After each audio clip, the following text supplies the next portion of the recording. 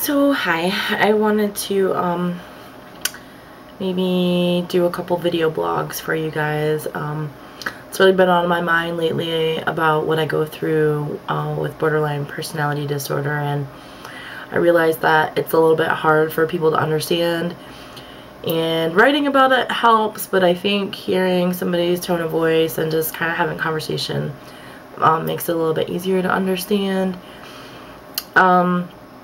I've actually been seeing this around the web, and I think that it's really inspired me and helped me figure out things about my life, and maybe this will help some of you. Maybe somebody will stumble across this and say, hey, you know, this girl, she kind of gets what's going on with me.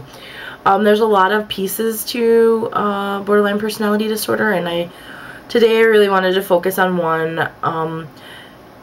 The reason why borderline personality is so hard to understand is because a lot of things are internal. When I told my friends and my family that I was diagnosed with borderline personality 6 months ago, they kind of looked at me weird and thought, you know, what's going on? Nothing seems wrong with you. You seem fine, other than a little depression, but hey, you went through a divorce. We understand. And I think that when I explain some of these things, it'll make a little bit more sense, and you'll see that, you know, yeah, on the outside I appear normal, but inside there's a lot of things going on. The thing that I wanted to focus on today was something called ruminating. You may or may not have heard this before.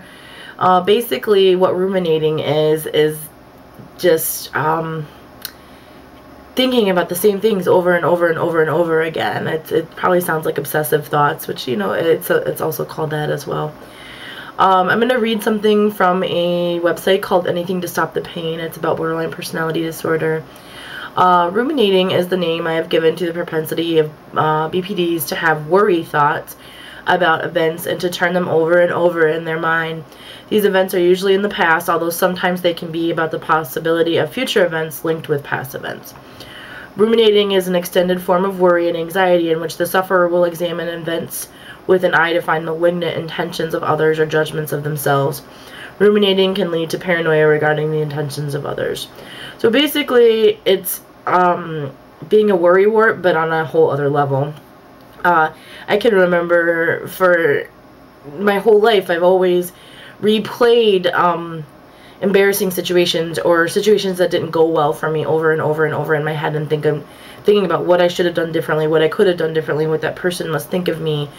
And I'm not talking about serious things. I'm talking about small things, like once I tried to take a CD back that I thought was scratched, and it turns out that it was just that it was edited for content. So the way that they edited it was to kind of scratch out the word a little bit, and it being, you know, only 18 years old, really, I hadn't been exposed to a lot of what they were talking about, so I didn't know that that's what the purpose was.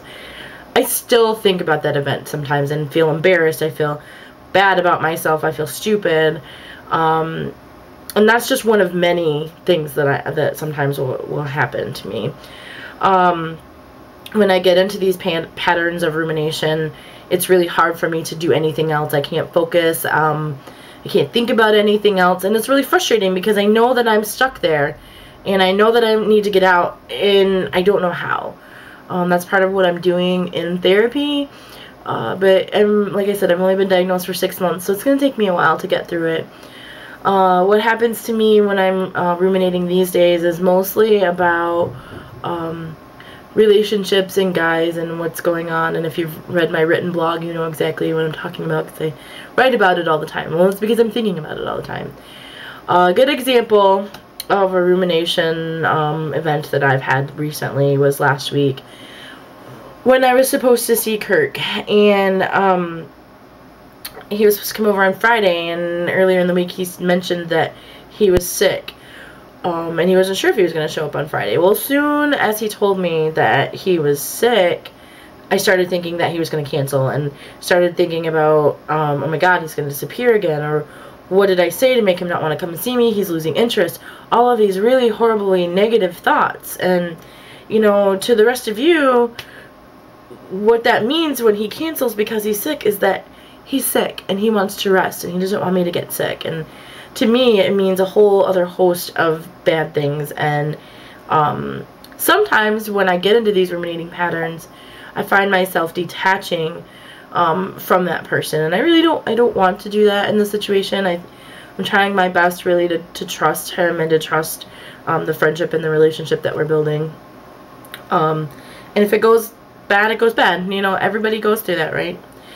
A lot of those situations are directly in relation to the other pieces of BPD that I'll talk about in other clips. And those are specifically like abandonment issues, loneliness, emotional dysregulation, loss of a true authentic self.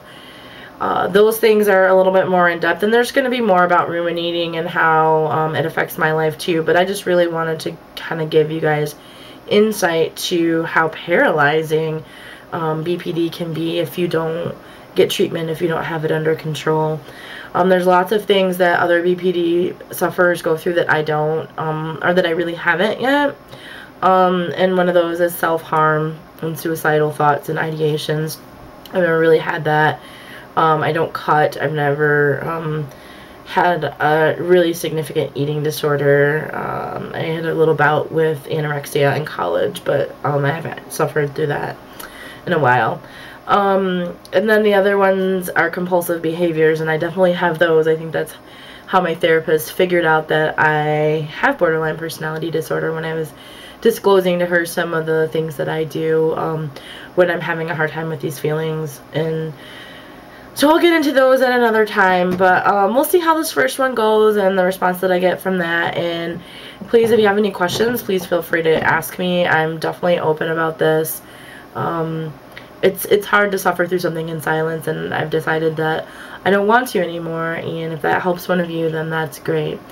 And with that, have a great holiday weekend, and I will get back at you next week.